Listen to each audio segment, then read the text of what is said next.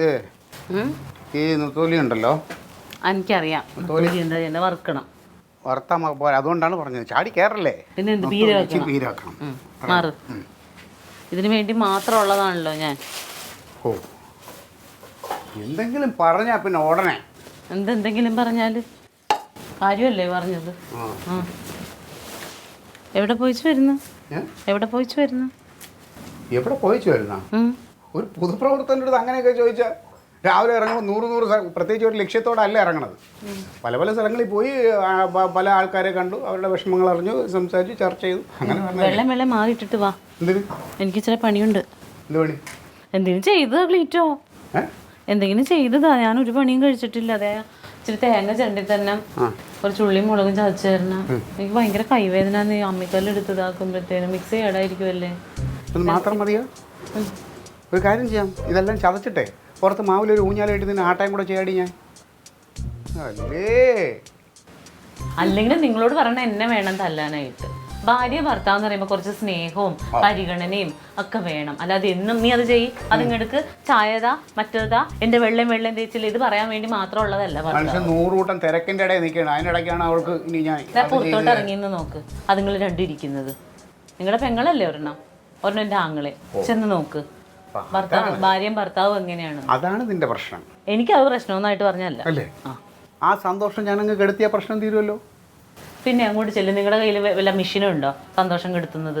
ഞാൻ കെടുത്തി കാണിച്ചു തരാടി. ഇപ്പോ ഞാൻ കാണിച്ചു തരാം. അത് നിനക്ക് അതാണ് നിന്റെ പ്രശ്നമെങ്കിൽ ഞാൻ സോൾവ് ചെയ്തു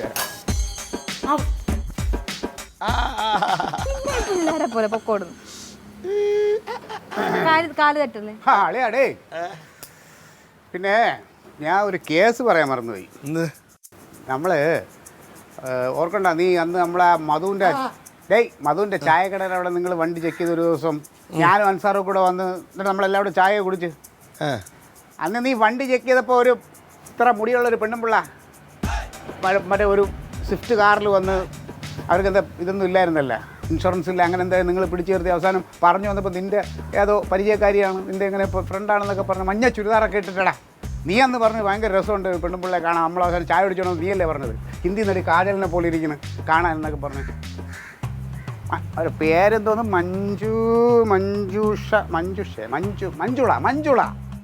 മഞ്ജുള. ഇത്ര വട്ടത്തിനൊരു കമ്മലൊക്കെ ഇട്ട് നീ എന്നെ പറഞ്ഞു എന്ത് രസമുണ്ട്, സ്റ്റൈലായിട്ടുണ്ടെന്നൊക്കെ പറഞ്ഞ് നീ എൻ്റെ അടുത്ത് പറഞ്ഞു. അൻസാറും അപ്പോൾ നമ്മളെല്ലാവരും കൂടെ അവരെ കുറിച്ച് ചർച്ച ചെയ്യുകയും ചെയ്ത് ഒരു സിനിമ ആടിയെ പോലെ ഉണ്ടെന്ന് ഓർത്ത് നോക്കണേ അങ്ങോട്ട്. എനിക്ക് പിന്നെ നീയല്ലേ അവരെ കുറിച്ച് അന്ന് കുറേ വർണ്ണിച്ചത്. സംഭവം ഉണ്ടല്ല, ഇന്ന് രാവിലെ ആ പെണ്ണുപിള്ളെ ഞാൻ കണ്ടു വീണ്ടും. കണ്ടപ്പോൾ എൻ്റെ അടുത്ത് കാര്യം പറഞ്ഞു, നീ എന്തോ അവർക്ക് മെസ്സേജ് അയച്ചെന്നാ, എന്നിട്ട് അവർക്ക് റിപ്ലൈ ചെയ്യാൻ പറ്റിയില്ല, അതിന് സോറി പറയണം. അത് ഈ ഉടനെ തന്നെ ഞാൻ ഹസ്ബൻഡ് വന്ന അതിൻ്റെ കുറച്ച് തിരക്കിലായിപ്പോയി, അപ്പോൾ അയാൾ തിരിച്ച് നാളെ മറ്റന്നാളെ പോകും, അത് കഴിഞ്ഞ് ഞാൻ വിളിച്ചോളാം, റിപ്ലൈ ചെയ്തോളാം എന്നൊക്കെ പറഞ്ഞു. അപ്പോൾ അത് അതിൻ്റെ ഒരു സോറി പറഞ്ഞേക്കാൻ പറഞ്ഞത്. അത്രയേ ഉള്ളു കാര്യം. നീ ഒന്ന് ഓർത്ത് നോക്കുന്നു, നിനക്കറിയാം. സാറേ കഴിഞ്ഞാടി ഏതാട്ടാ പെണ്ണ്? ഏതാണ് ഇപ്പൊ ക്ലീറ്റോ ചേട്ടൻ പറഞ്ഞ പെണ്ണ്? എനിക്കറിഞ്ഞൂടാ. അപ്പൊ പിന്നെ ആ പെണ്ണിട്ട മഞ്ഞ ചുരിദാറും ചുരുണ്ട മുടിയൊക്കെ ഏട്ടന് ഓർമ്മയുണ്ടല്ലോ. ഏട്ടൻ എന്തിനാ ആ പെണ്ണിന് മെസ്സേജ് അയച്ചത്? എടി എനിക്ക് ഓർമ്മയില്ലടി.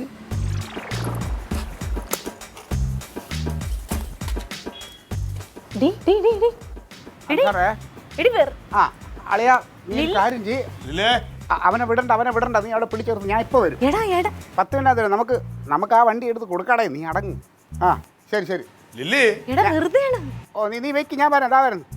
ഇറങ്ങി ഇങ്ങനെ ഞാനേ പോയിട്ട് ഇപ്പൊ നല്ല ആശ്വാസം ഉണ്ടോ? ആശ്വാസം ഉണ്ടോന്ന്? നല്ല ആശ്വാസം. നിങ്ങൾ മനുഷ്യൻ തന്നെയാണോ? ആ പോയത് നിങ്ങളുടെ പെങ്ങളല്ലേ? ആയിക്കോട്ടെ, ഞാൻ പറഞ്ഞില്ലേ, ഇപ്പോൾ ഒരാളുടെ സന്തോഷം ഇത്രയും പെട്ടെന്ന് ഇതാക്കാനായിട്ട് ഇത് സിമ്പിളാണെന്നുള്ളത് എനിക്ക് മനസ്സിലായില്ലേ? അത് തന്നെ പറഞ്ഞാൽ ആ സന്തോഷം ഇല്ലാതാക്കിയത് നിങ്ങളുടെ പെങ്ങടെയാണ്. എടി എൻ്റെ പെങ്ങളായതുകൊണ്ടല്ലേ ഞാൻ ധൈര്യമായിട്ട് പറഞ്ഞതാണ്. അപ്പോൾ ഇതൊന്നും കാര്യമായിട്ട് എടുക്കില്ല. ഇപ്പോൾ ഉള്ളവരുടെ ഈ സമയത്തുള്ള അവരുടെ സന്തോഷം ഇല്ലാതാക്കാൻ പറ്റിയില്ലേ, അത്രയും ഞാൻ ഉദ്ദേശിച്ചു കേട്ടോ. ഇത് എന്ത് മാനസിക രോഗമാണിത്?